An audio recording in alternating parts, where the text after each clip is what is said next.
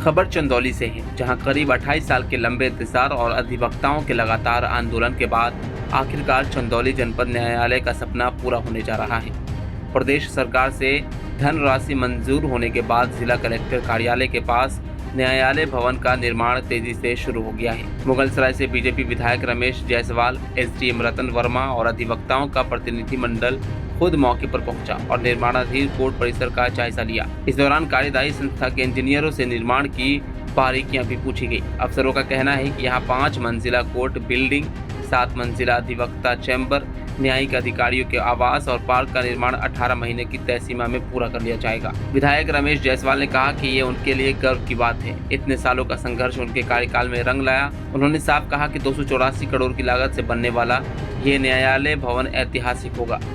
जनपद के सीजन को लगभग 28-29 वर्ष हो गए और लगातार न्यायालय भवन को लेकर चंदौली मुख्यालय जो हमारा जब बना, चंदौली जनपद बना तो ये मुख्यालय चंदौली बना और यहाँ पे सारे के सारे अधिवक्ता, पूरे के पूरे विधानसभा कह लीजिए, पूरे के पूरे जिले के अधिवक्ता यहाँ आते थे। बाहर से भी अधिवक्ता आके यहाँ पे न्याय लोगों को दिलाने का प्रयास करते थे।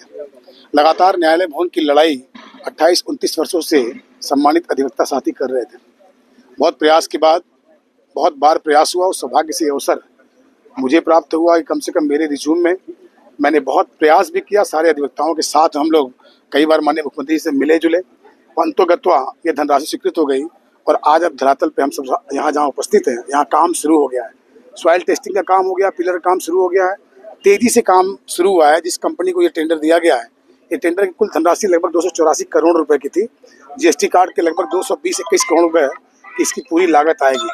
इसमें 7 तल्ले अधिवक्ताओं के लिए, 5 तल्ले की बिल्डिंग न्यायालय भवन के लिए, सभी न्यायाधीशों के लिए भवन, खेलकूद का ground, green area, park area और उसके अंदर लोगों के सभी जो भी क्लाइंट्स आए उनके लिए चाय पानी की व्यवस्था के लिए रेस्टोरेंट आदि, ये सारी व्यवस्था सुसज्जित तरीके से ये न्यायालय भवन बनने जा रहा है, जो लगभग नियर अबाउट 32-33 बीघे के अंदर ये न्यायालय भवन का निर्माण हो रहा है और बहुत ही शानदार तरीके से बन के होगा। मुझे लगता है कि आसपास जनपद में भी लोग इस न्यायालय भवन को देखने आएंगे और संबंधित जिस फर्म को ये काम मिला है, उस फर्म के बारे में जो हम लोगों ने उसके वर्किंग रेटिंग को देखा है, तो जितना समय ये लोग देते हैं उतने समय में अपना काम पूर्ण करते हैं। अधिवक्ताओं के चेहरे पर भी इस मौके पर खुशी साफ झलक रही थी। अधिवक्ता अनिल सिंह और झरमेचे सिंह ने बताया कि इस भवन का निर्माण उनके लंबे संघर्ष का नतीजा है। ये देखिए, आज बहुत हम लोग सुखद अनुभव कर रहे हैं। 97 से अपना जिला वजूद में आया, लेकिन वो मात्र कागज पे ही रह गया। जो भी व्यवस्था यहाँ की थी सब कुछ अस्थायी थी। अभी भी कुछ विभागों में सुनने को मिलता है कि नवसृजित जनपद चंदौली शब्द का जो है वो बोर्ड मिल जाता है। अभी भी हमारे बहुत सारे विभाग बनारस से संचालित होते हैं। तो यहाँ की समस्या धीरे धीरे जब जन समस्या बन गई तो यहाँ के लोग, जिसमें बहुत सारे किसान यूनियन, मिलिट्री यूनियन, जिले के लोग और हमारे जो है वो प्रतिनिधि, सारे लोगों का सहयोग रहा है।